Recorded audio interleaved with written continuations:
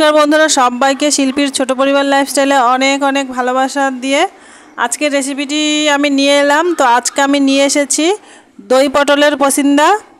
Eighty खेते दारुण लागे। तो चलो এই रेसिपिटी देखे नेওয়া যাক কিভাবে তৈরি করলাম। এখানে আমি 500 পটল নিয়ে এসেছি। 500 পটল আমার 12 পিস পটল উঠেছে।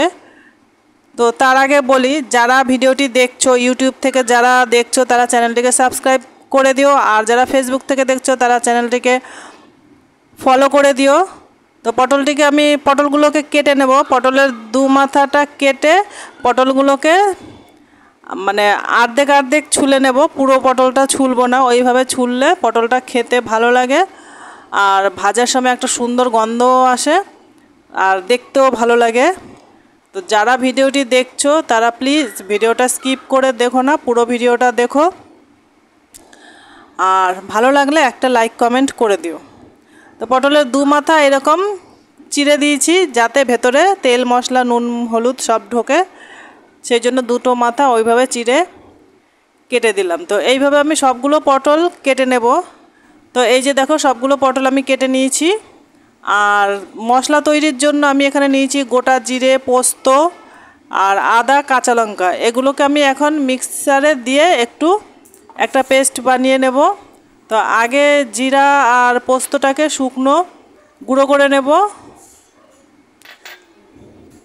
তো যে গুঁড়ো করে নিয়ে এসেছি, এবার এর মধ্যে আমি আদা কাঁচা লঙ্কাটা দিয়ে দিলাম। এবার একটু জল দিয়ে এটাকে আর একটু পেস্ট করে নেব একদম, তাহলে পেস্টটা সুন্দর হয়। আর একসঙ্গে জলের মধ্যে দিয়ে দিলে পোস্তটা ভালো করে পেস্ট হয় না। তো আমার মশলাটা তৈরি হয়ে গেছে। আর এইদিকে পটলগুলোর মধ্যে নুন হলুদ মাখিয়ে নিচ্ছি। আর ওইদিকে গ্যাসের মধ্যে আমি কড়াই বসিয়ে দিয়েছি, কড়াইতে তেলটা গরম হচ্ছে, এইদিকে আমি পটলে নুন হলুদটা মাখাচ্ছি। তো এইভাবে আমি সবগুলো পটল কড়াইয়ের মধ্যে দিয়ে দেব, সবগুলো একসাথেই দিয়ে দেব আর ভালো করে ভেজে নেব। আর পটলের এই পসিন্দা খেতে দারুণ লাগে, একদম অনুষ্ঠান বাড়ির মতো লাগে। দই, পটল, পোস্ত দিয়ে রান্না করলে তো এমনিতেই ভালো লাগে। আর পটল এইভাবে রান্না করলে সবাই খেতে চায়। এমনি পটল আমার ঘরে কেউ খেতে চায় না, শুধু পটল ভাজা ছাড়া। কিন্তু এইভাবে রান্না করলে সবাই খায়, সবাই ভালোভাবে খায়। তো পটলগুলোকে এইভাবে আমি আস্তে আস্তে ভেজে নেব। আঁচটা জোরে দেওয়া যাবে না, মিডিয়াম আঁচে পটলগুলোকে ভাজতে হবে। তো পটলগুলো আমার এইভাবে অর্ধেক সেদ্ধ হবে সেই রকম করে ভেজে নিলাম। তো এবার ভাজা হয়ে গেছে, একটা একটা করে তুলে নিচ্ছি। সবগুলো পটল ভেজে নিলাম। আর যে তেলটা কড়াইতে রয়েছে এই তেলের মধ্যে আমি রান্না করব। একটা তেজপাতা ফোড়ন দিয়ে দিলাম। এবার দিয়ে দেব গোটা জিরে ফোড়নে। আর আমি এর মধ্যে দেব দারচিনি আর এলাচ, দুটো দারচিনি গোটা ফোড়নে দিয়ে দিলাম। আর যে মশলাটা আমি তৈরি করে রেখেছিলাম সেই মশলাটা বলতে পোস্ত, জিরে, আদা, কাঁচা লঙ্কা। আর এইখানে আমি একটা মশলা করছি হলুদ, ধনের গুঁড়ো আর একটু কাশ্মীরি লঙ্কা গুঁড়ো কালারের জন্য। আমি শুকনো লঙ্কার গুঁড়ো দেব না, যেহেতু কাঁচা লঙ্কা দিয়েছি, আমার ঘরে কাঁচা লঙ্কার তরকারি খাওয়া হয়।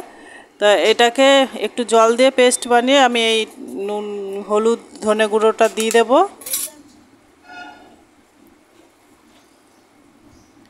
তো এইভাবে মশলাটাকে একটু কষিয়ে নেব। মশলা কষানোর উপরেই তরকারির স্বাদটা বাড়ে।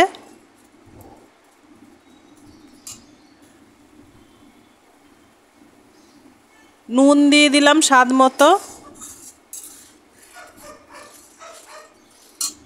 এবার মশলাটাকে ভালো করে নেড়ে চেড়ে এর মধ্যে আমি পটলগুলোকে দিয়ে দেব।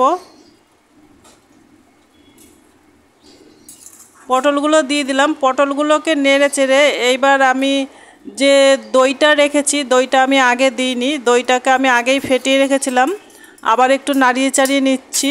দইটা এখন আমি দিয়ে দেব। দইটা আগে দিলে অনেক সময় দইটা ফেটে যায়, সেই জন্য দইটা আমি পরে দিলাম।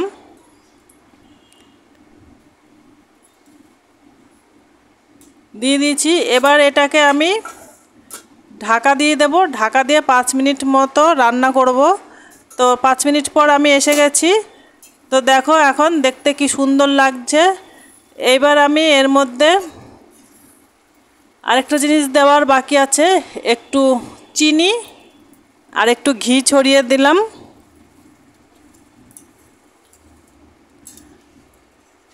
তো এই রেসিপিটা আমার কেমন লাগলো তোমাদের অবশ্যই লাইক করে জানিয়ে দিও।